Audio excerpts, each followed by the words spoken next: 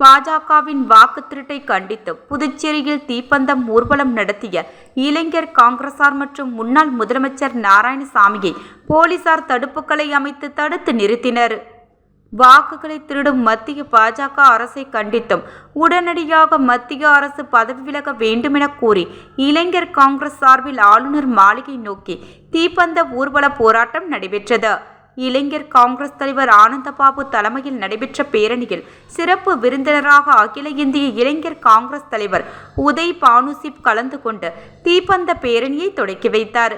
இதில் முன்னாள் முதலமைச்சர் நாராயணசாமி, காங்கிரஸ் சட்டமன்ற கட்சி தலைவர் வைத்தியநாதன், முன்னாள் அமைச்சர்கள் உட்பட 300க்கும் மேற்பட்ட காங்கிரசார் கலந்து கொண்டு கையில் தீப்பந்தம் ஏந்தியபடி கொக்கு பார்க்கில் இருந்து ஊர்வலமாக துணைநிலை ஆளுநர் மாளிகை நோக்கி வந்தனர். நேரு வீதியில் வந்த அவர்களை போலீசார் தடுப்புகளை அமைத்து தடுத்து நிறுத்தினர்.